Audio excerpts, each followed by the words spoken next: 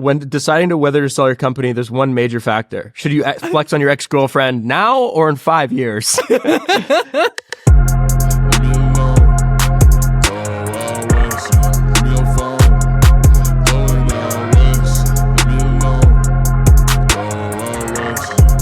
What's up, everybody? This is Michael Zakand here. I'm joined by my co-founder and co-host, Simran Sandhu, and we're bringing you another episode of Our Future Podcast, the entrepreneurship show for young people. And the reason I say that is because Simi and I sold our company at the ages of 22 and 24, respectively. And we've developed this incredible network of other young entrepreneurs who've been able to succeed early. So what we do is we interview them offline. Then we take their strategies, their tactics, and their story, and we retell it here for you guys on this podcast. We make it funny, we make it entertaining, and hopefully you walk away with some awesome insights and tactics that you can apply to your own entrepreneurial journey. So I'm stoked for this episode. It feels like clockwork now just to crank these fuckers out. You know, this podcast really is a bright point in my week. I love just chopping it up with you week after week. So our next founder is Jake Lewin. This guy is a stone cold killer, and he really impresses me. So gets kind of interested in business as an 8th grader, like the rest of us, wanted to build an app. But when he went to that, website dev, platform, they were like, oh, you need 20 grand to build a prototype. So he's like, okay, I still want to build this app. How do I come up with 20 grand? So I think it's freshman year of high school, he learns about drop shipping. And he encounters an issue in that, he has like a couple $100 saved up from birthday money, and Shopify charges a $30 a month subscription. So how is he going to build a drop shipping store if he can't get a Shopify account? So this is the challenge he sets himself up with. He's got 14 days at a time until he has to create a new Shopify free trial with a new email. He's got 14 days to make, a couple grand or whatever to be able to fund like a year's worth of Shopify. And constantly is iterating quickly with new products. And eventually he gets lucky with a jade roller, which is some kind of cosmetic product, kind of was working on social media as a popular dropshipping product. And that ends up getting him to where he needs to be. And then instead of building this app, he just kind of doubles down on dropshipping. And it's towards the end of high school that he starts to focus on a new dropshipping product, which is kind of his first breakout success, which is a company called Light.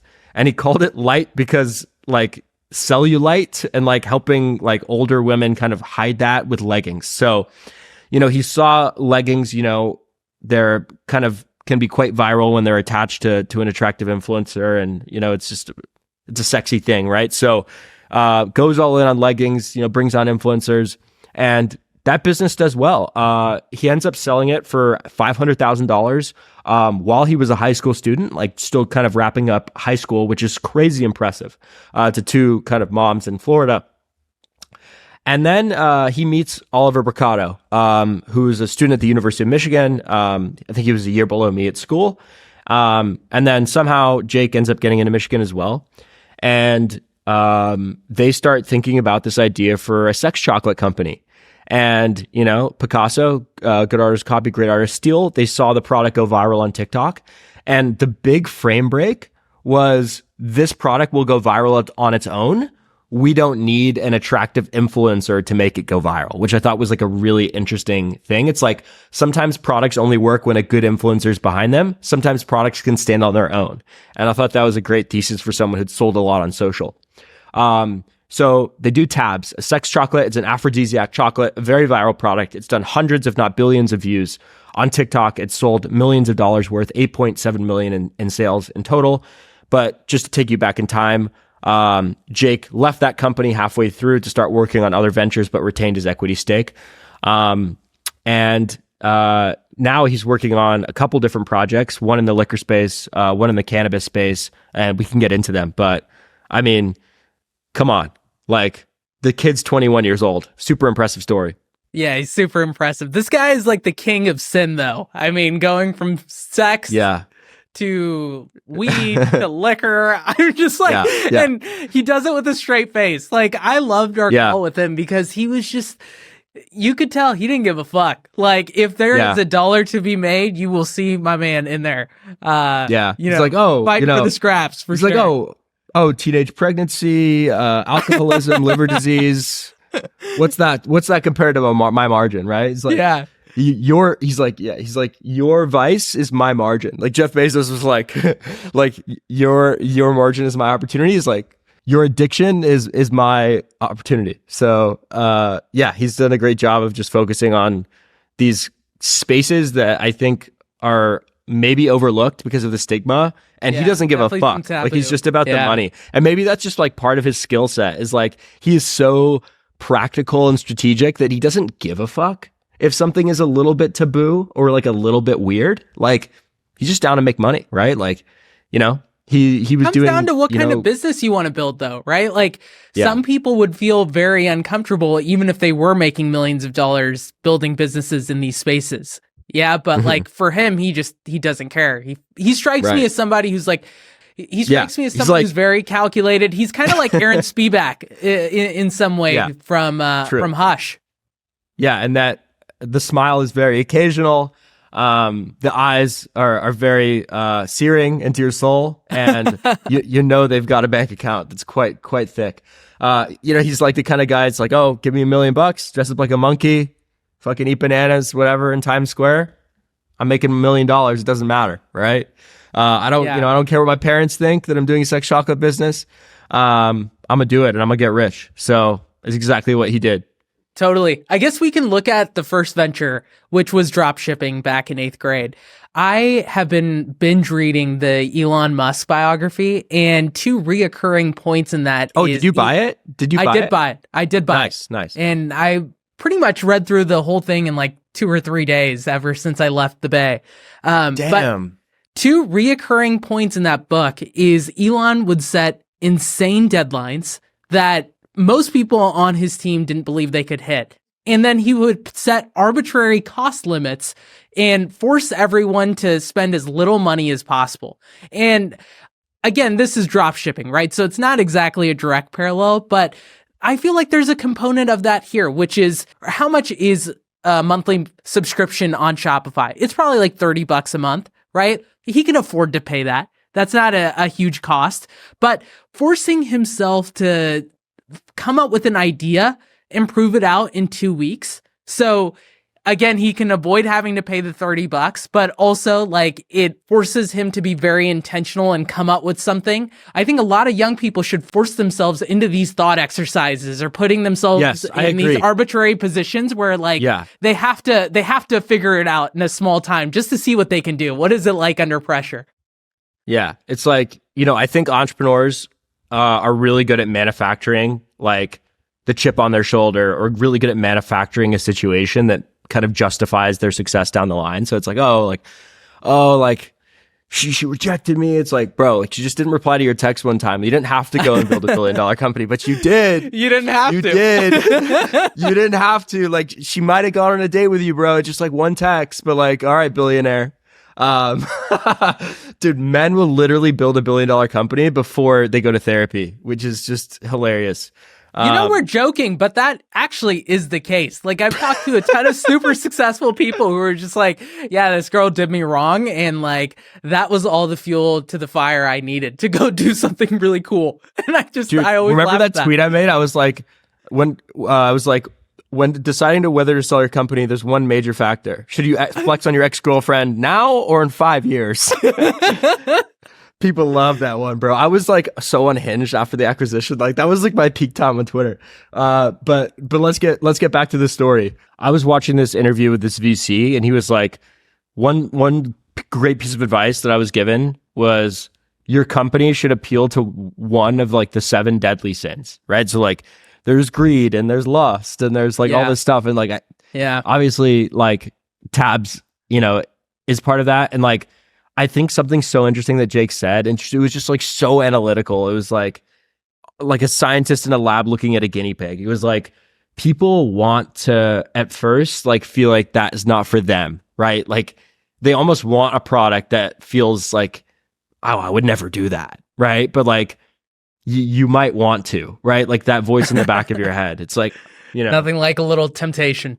I think what set them apart with Tabs was they pioneered this marketing strategy, which I feel like most, if not all, e-com D2C companies are now implementing in one way, shape, or form, which is this idea of not deploying spend with big influencers, like how big brands would go about this before, but instead making a mini army of influencers focused on a volume-driven approach. So you're just cranking out videos across several different accounts. You're popping up new accounts, and it's just creative, very raw, organic advertisements, right? And the beauty of them is you don't realize it's a plug for a company until the very end. Like, it's more of these use case style stories. And these guys came up with a really interesting marketing strategy, which was they learned that you actually can drive more conversions for a product, not in the initial video, but by responding to the top comment in a video. So making a reply video can enable you to sell more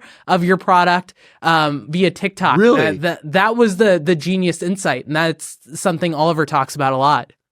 Really? It's replying to the comment about like some question they have about the product? Exactly. So they would manufacture a lot of the comments too. So you almost tee yourself up. If you have a really, really viral video, the goal is that you actually try to drive most of your conversions through a reply video to one of the top comments on there.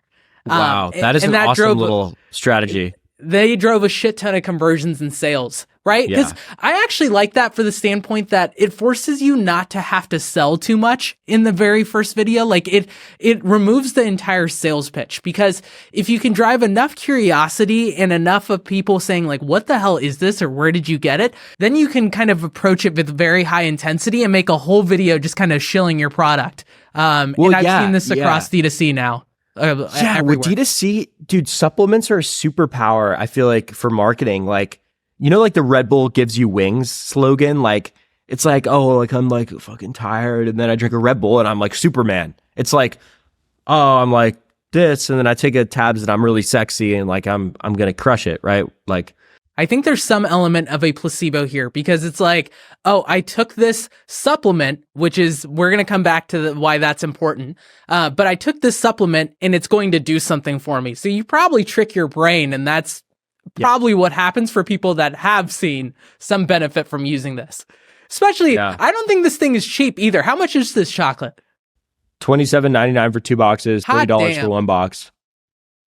You paid $30 for 2 boxes of chocolates. What I will say though, dude, is they did a great job of the branding. Like they saw that someone was doing this product, but in like a non-sexy, luxurious way, and they made it that way, right?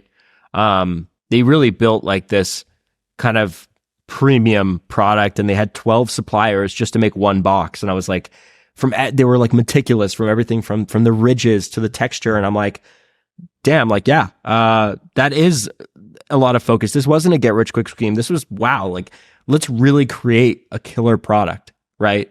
And who knows the efficacy, but like in terms of the packaging and the way it's presented, like, genius. And for Jake specifically, how they came up with this idea was like, the guy was literally on the toilet scrolling TikTok, and this caught his attention, and they went and created a multi-million-dollar business. So I don't know. Sometimes maybe it's just like keeping your eye out for like even the simplest opportunities. Maybe it is like, hey, this is a cool product. This guy is doing a horrible job branding it. Why can't I do a better job? Like, this feels like such a low lift opportunity. But let's get into like some of his other businesses, because it's really interesting, right? Like he wanted to do a checkoutless retail company, so technology business. So essentially, you know, Amazon Go stores, you don't need to check out with like a human being. You just walk out, scans the products you brought in, has sophisticated tech. He wanted to put that in a box and license it out to retailers. But the challenge was, it was just really inaccurate and really hard to do. I would have assumed to crack that he would have needed a lot more funding and a lot more technical prowess. So he was kind of in contact with a liquor store for that idea. And he ends up learning about a new problem, and that Michigan releases price floors on different kinds of alcohol, whether it's a whiskey or a vodka or a beer, every single quarter. So stores constantly have to update like that sticker underneath each item, like for the product, for the QR code or whatever. And he was like, okay, let me create an app that allows you to kind of like just print out these stickers on the spot instead of having to order them from elsewhere. And you can be a lot more dynamic about your pricing and just kind of like understand your profits a bit better on each product. The idea behind that was to somehow establish a deeper relationship with the customer by having them scan the QR code and then like learning about the reviews for the product or whatever, and then having the alcohol companies care about that exchange of information. But it turned out that it wasn't as fertile of an opportunity as he thought. But you jump in the rabbit hole for one thing, you'll learn about another opportunity kind of that's related, ancillary, right? Yeah, you open one door and 10 other doors kind of are now available for you to pursue. I just think it's funny. I'm like imagining this one guy who has a monopoly on the Michigan Michigan liquor stickers. Yeah, price tagging for liquor stores. Like, how the hell do you even fall into a business like this? He really has this knack for coming up with these like really strange ideas and making money from them. Yeah. Well, now he's trying to do cannabis. So he's like, okay, not in alcohol, going to cannabis, sex, liquor, cannabis. So because he's talking about this mechanic in grocery stores. We talked about this on the last episode, slotting fees. So trade spend, like you have to pay to get the right placement on store shelves, but that's not happening in cannabis right now. Like dispensaries don't have like the sales infrastructure to be able to price out different placements in store. I guess right now they're just doing it arbitrarily, based on which products they think will sell the best versus which companies are going to pay the best. So that's a trend he sees coming in cannabis, but isn't quite here yet. So his idea is to create a marketplace in the cannabis category for brands to essentially slot and get better placements on the physical destination. Like groceries, most of cannabis sales happen on premise, physically, right? So you're not really competing as much for digital advertising space like the Googles and Instacarts and stuff. You're competing for this physical interaction and where things are placed. So he's trying to get that done. And it's like Jane, right? Like that's the other big cannabis company in the space, and at least could be a good kind of benchmark for him. Yeah, dude, Jane's got a crazy story. Jane is kind of the Shopify of the cannabis industry. So it digitizes brick and mortar dispensaries. It allows them to build a storefront online. It allows them to kind of display their products and create a digital menu. And then it allows people to kind of order via e-commerce, potentially even delivery. And then it also allows companies to advertise on those sites to get, preferred product placements. It's very much like the Instacart playbook, and that Instacart also did this and helping stores white label like their own kind of delivery storefront. But this is very much focused on like the physical side of things. So I actually think it's unique enough. Founder number 2 for the day, 24-year-old. His name's Allan Maman, and he started a company called Bloom alongside Sam Yang and another co-founder, but it seems like he's no longer a part of the company. What these guys did is they built a financial literacy app. It has over 1 million users on the app, and they just teach kids and younger people how to invest. What they've done that's really, really interesting is they've kind of gamified the process. So you're going to hear a lot of parallels between these guys' story and what you may have heard with Bolin back in Zogo in episode 2.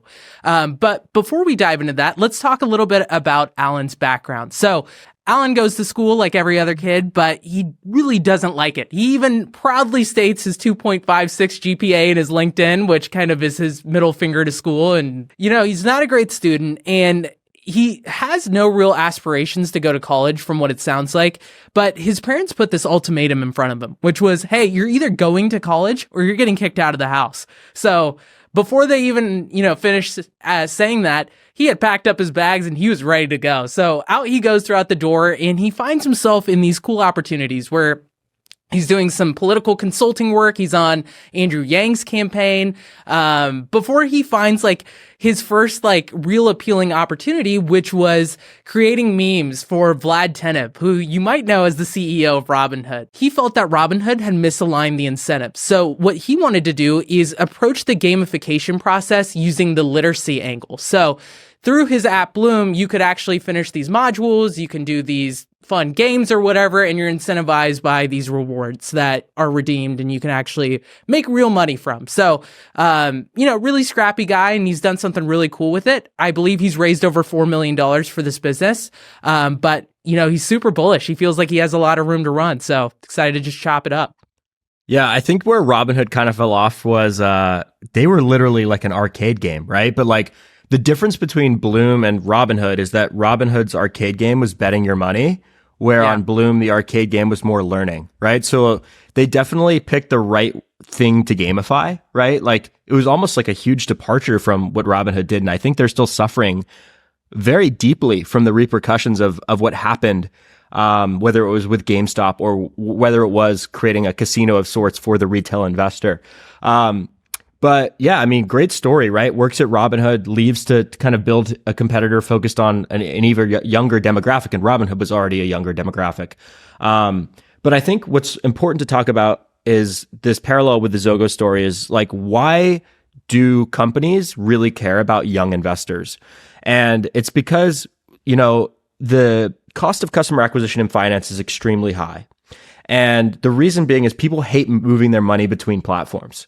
So if you can get someone at a young age, right, they might actually stick with your bank for life, and you can graduate them into more products, right? It's a simple playbook. Every fintech company wants to do it.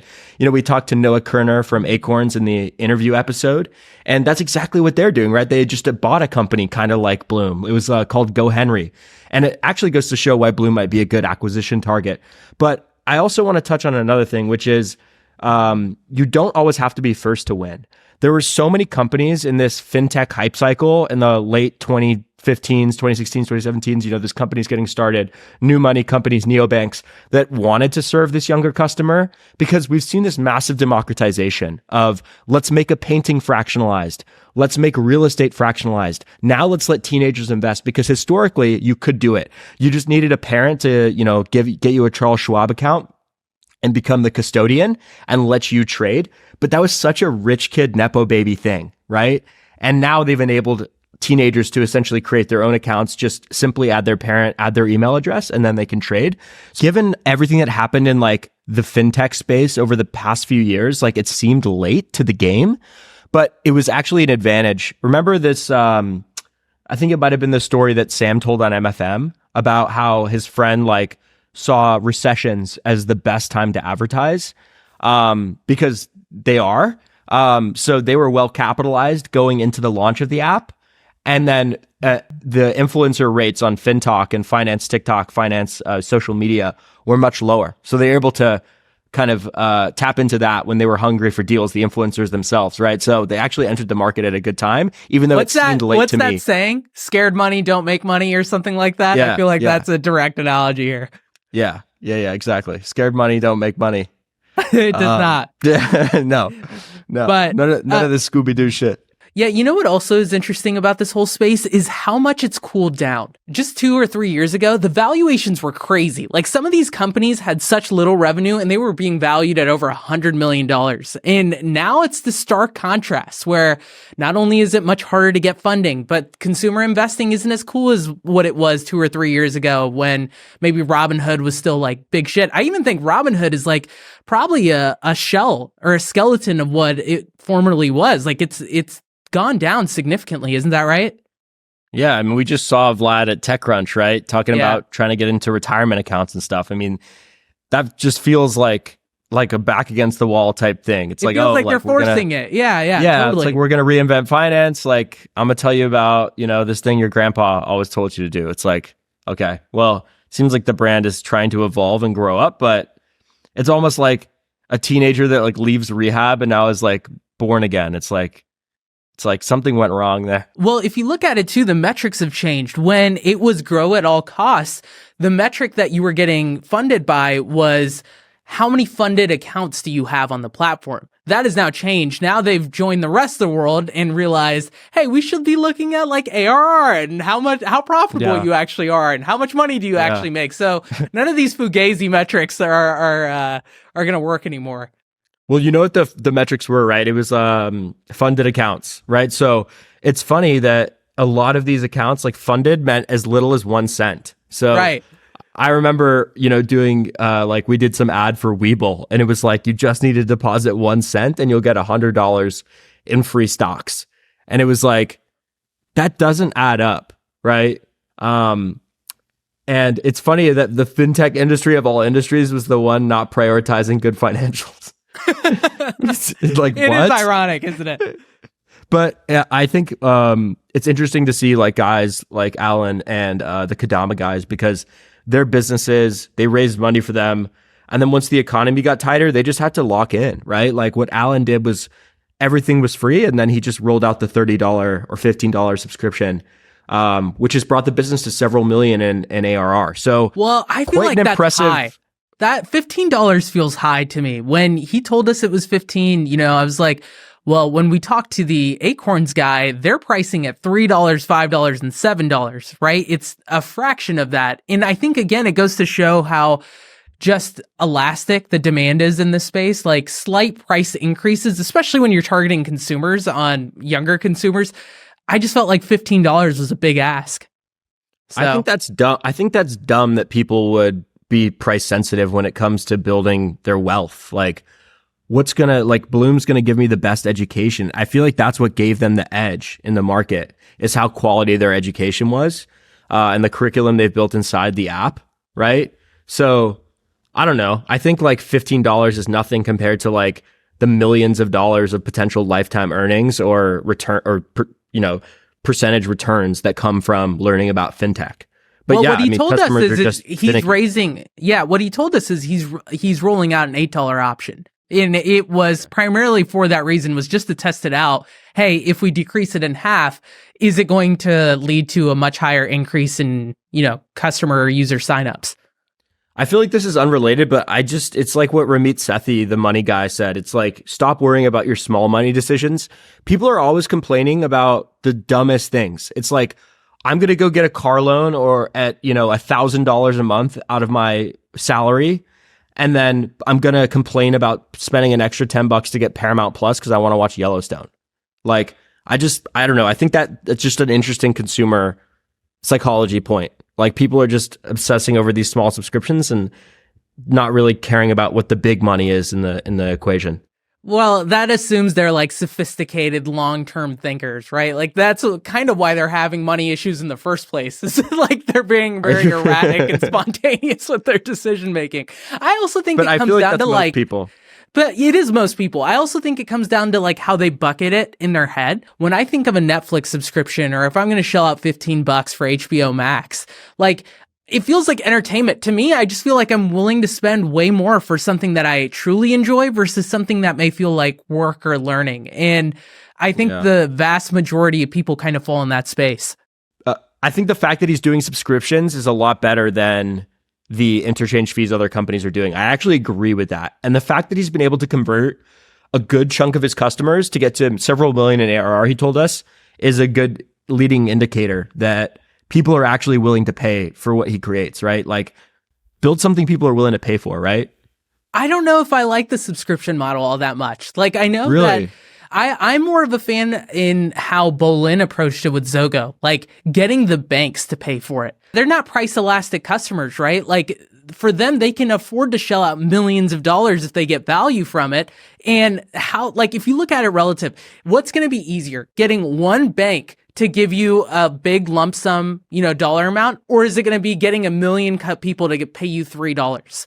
I feel like just channeling your energy on one big customer or 2 or 3 big customers in a space like this would be way more fruitful. And it probably leads into a more natural acquisition if you want to sell at some point. I disagree, because Bolin capped out very quick. Once he had Amex and Chase signed up for like the 3-year deal or whatever it was, he can't go and sell to any more big fish, right? But like, I think it's how he structured it. Yeah. Well, you're saying maybe this guy could be, giving the data to these big banks on some kind of maybe a subscription basis, or so you think they should be bankrolling the operation?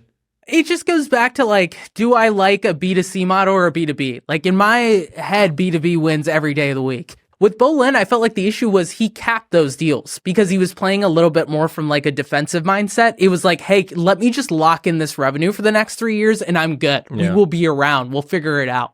But, what was to stop him from including upside into the deal? To say, hey, if we hit certain user targets or we hit certain literacy, thresholds, then we'll unlock another X dollar amount or percentages. Like, I feel like there's always a way to strike those deals where you can win. But I guess it also comes down to like where your competency is. Like, if you're building a company in this space in your early 20s, is it easier to go convince 1 million people on TikTok and just through, viral content that like feels a lot easier, or going to sell this to 50-year-old dudes at a bank, right? I feel like that's probably the big trade-off. Yeah, you either like go and like shill to teenagers, or you go and like try and beg for like traditional companies to take a chance on you. It's probably easier to get started with dumb teenagers. Well, when you look at it, I know there's not like a direct parallel here, but why I love our model with what we did with Our Future is we always sold to enterprises. We sold to really, really big companies who had high switching costs. Right? It may take longer to sell to them, but once they're in, they are in. And I love that. That's like going to someone who, in this case, I would equate to like, a smaller spender, more fickle, just like going to give you a lot more headaches, is going to complain when, they get $3 charged on their account when they wanted to unsubscribe. Like, that's just bullshit you have to deal with, right? Like, why not just center all of your attention on getting the big fish and making sure you do as good of a job as you possibly can. Yeah, it definitely makes things more simple. That's for sure. Makes it simple. Yeah. And there's probably in this complicated world. Yeah. I mean, I just feel like there's a higher upside to be attained with them. Like, if I know that I can charge a consumer and the most I can make from them is $7, $8 a month, like that feels like a hard game to me. Mm-hmm. Yeah, that was the genius, dude. Just like, pat on the back for ourselves, I guess, just talk about ourselves. Like, yeah, we were those TikTok guys, but we were those TikTok guys for the tech companies. You know what I'm saying? Like, we went after the big money, right? None of that small boy shit. Like, we went after the premium clients with this service, which I think is something that no other kind of marketing short form video, new age kind of marketing tech company did. Well, this pretty much wraps up another episode of Our Future Podcast. As always, we love to have the chance to chat it up with you guys week after week. Please give us a 5-star rating wherever you listen to your podcasts, and we will catch you next week on another episode of Our Future Podcast. Stay frosty, subscribe on YouTube. Peace out.